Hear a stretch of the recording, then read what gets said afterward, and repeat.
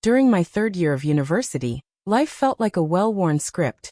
Lecture halls filled with tired voices, part-time shifts that blurred into one another, and quiet evenings spent buried in library corners under the soft hum of fluorescent lights. Everything was predictable, manageable, until I met her. Her name was Mira. I first noticed her during an upper-level sociology class. She arrived late, the door creaking open as she walked in without apology, without hesitation, completely, audaciously herself. She wasn't loud in volume, but her presence had gravity. She didn't just enter a room. She rewrote its atmosphere. Heads turned, conversations paused, as if the air itself shifted to acknowledge her. Mira was bold, magnetic, with a laugh that rumbled like distant thunder. Unexpected, wild, drawing people in whether they wanted to be or not. I, on the other hand, was the one who stayed quietly in the back row. I wasn't shy exactly, just observant. Introverted. I found comfort in silence, in watching more than speaking. We came from completely different worlds. In any normal scenario, our paths would have never touched. But life, in its own mysterious way, intervened. We were placed in the same group for a sociology project. During one of our brainstorming sessions, I made a light, offhand joke. Nothing brilliant. But Mira laughed, a deep, open laugh that startled everyone around us. It wasn't polite. It wasn't filtered. It was real.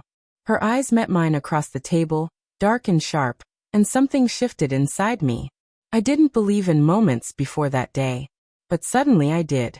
From then on, we started orbiting each other. Conversations over coffee became routine. Texts that began as casual check-ins stretched deep into the night. She had this gift.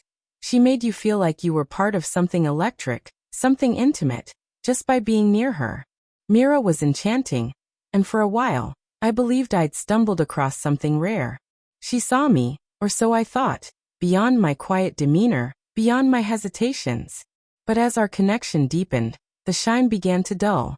I started noticing things I hadn't wanted to see before. In private, Mira was soft, thoughtful, almost fragile at times. She opened up about her childhood, about her fears, about feeling like she always had to perform for love. I felt chosen, privileged to be trusted with parts of her no one else seemed to know. But in public she was different. Colder. Sharper. Her tone turned cynical, her warmth disappeared behind sarcasm and smirks. She mocked easily, sometimes playfully, sometimes with precision. At first, I told myself I was overreacting. Sensitive. Maybe even imagining it. But her jabs began to cut deeper.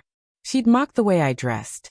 "You really like that jacket, huh?" she'd say, while her friends laughed on cue.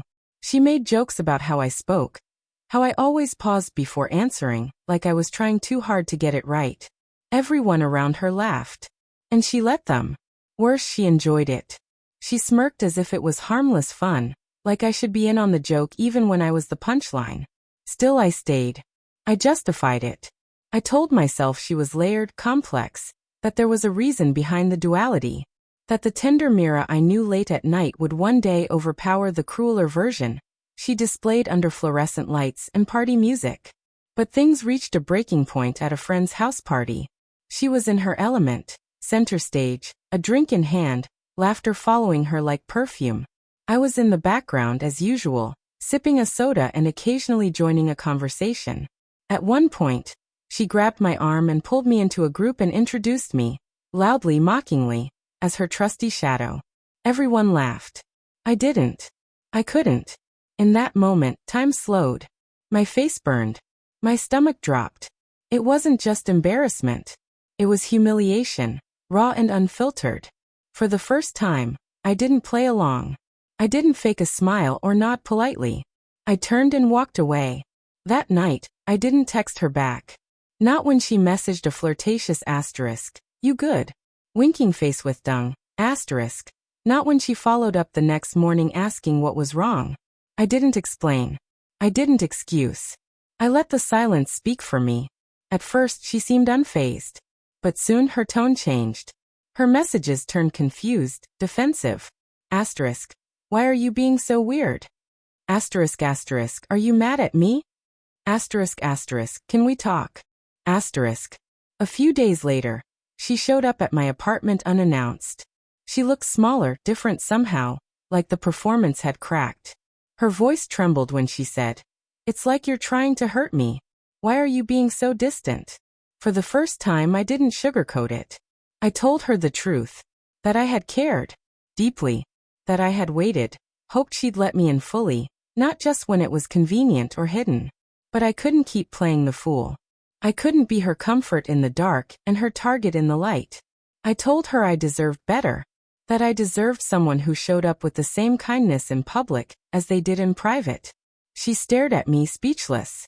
Maybe no one had ever held up a mirror to her before. She didn't apologize. Not truly. She just stood there, expecting me to fold, to apologize for finally standing up for myself. But I didn't. I wish I could say she changed. That she reflected on what I said.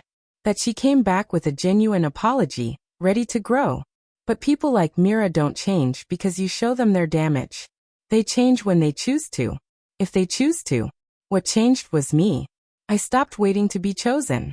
I stopped romanticizing mixed signals. I stopped confusing cruelty for complexity. Slowly, I started attracting people who saw value in my quiet nature, who appreciated depth over spectacle.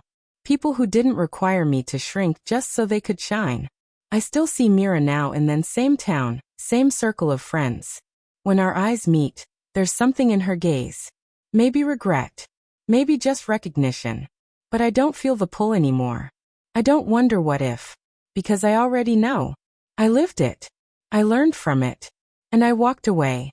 And sometimes, the most courageous thing you can do is walk away from someone who never truly saw you. Not out of bitterness. Not out of revenge. But out of self-respect.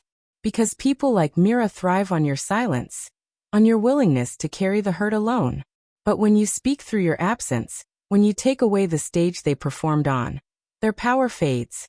Not because you wanted to hurt them, but because, for once, you finally chose yourself. And that changes everything.